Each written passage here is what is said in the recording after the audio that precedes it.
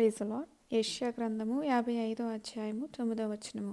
ఆకాశములు భూమికి పైన ఎంత ఎత్తుగా ఉన్నవో, మీ మార్గముల కంటే నా మార్గములు, మీ తలంపుల కంటే నా తలంపులు అంత ఎత్తుగా ఉన్నవి. ఇక్కడ దేవుని వాక్యం ఏం సెలవిస్తుందంటే, భూమి కంటే ఆకాశము చాలా ఎత్తుగా ఉందండి. అది మనం కొలవలేం. సో అదేవిధంగా దేవుని యొక్క ఉద్దేశ్యములు ఎంతో హెచ్చుగా ఉన్నాయంట. మన ఎడల దేవునికున్న తలంపులు చాలా హెచ్చుగా ఉన్నాయి.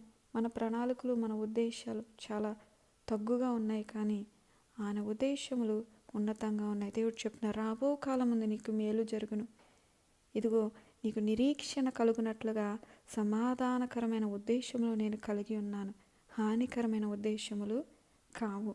దరిద్రులను దేవుడు అధికారుల మధ్యలో కూర్చోబెడతారంటండి. అలాగే మట్టిలో నుంచి లేవనెత్తుతారంట. లేమి గలవారిని పెంటకుప్పల మీద నుంచి లేవనెత్తుతాడు దేవుడు. దేవునికి అసాధ్యమైనది ఏదీ లేదు. ఉదాహరణకు మనము దావీదు గారిని చూసుకున్నప్పుడు ఆయన ఒక గొర్రెల కాపరిగా ఉన్నారు, కానీ దేవుడు అతన్ని అభిషేకించుకొని మహారాజుగా చేశారు.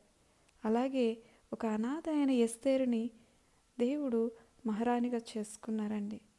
యోసేపును చూసుకున్నట్లయితే గనక అన్నల చేత తృణీకరింపబడి ఆయన ఎంతో వేదన దుఃఖంతో ఉన్నప్పుడు దేవుని హస్తం ఆయనకు తోడుగా ఉండి ఆయన్ని ఆ యొక్క బానిసగా అమ్మబడిన దేశానికే ప్రధానిగా చేయడం జరిగింది. వారు ఎప్పుడు కూడా వారి జీవితాల్లో అనుకొని ఉండరు, నేను రాణి అవుతానని, రాజు అవుతానని, ప్రధాని అవుతానని కలలో కూడా ఊహించి ఉండరు. కానీ దేవునికి అసాధ్యమైనది ఏదీ లేదు. ఈ దినము మన స్థితి బాగాలేదేమో, కానీ దేవుడు మీ ఎడల ఉన్నతమైన ప్రణాళికలు కలిగి ఉన్నారు. దేవుడు మిమ్మల్ని దీవిస్తారు, హెచ్చిస్తారు. నమ్మిక ఉంచండి. ప్రార్థన చేసుకోవచ్చు. పరిశుద్ధుల తండ్రి, ఇదిగో ప్రభా, దావీదుని హెచ్చించిన దేవుడు, ఎస్తేరుని హెచ్చించిన దేవుడివి, యోసేపుని హెచ్చించిన దేవుడు, మీ బిడ్డలను కూడా హెచ్చించి వారిని ఉన్నతమైన స్థానంలో పెట్టండి. మీ ఉద్దేశములు, మీ ప్రణాళికలు ఉన్నతమైనవి ప్రభా.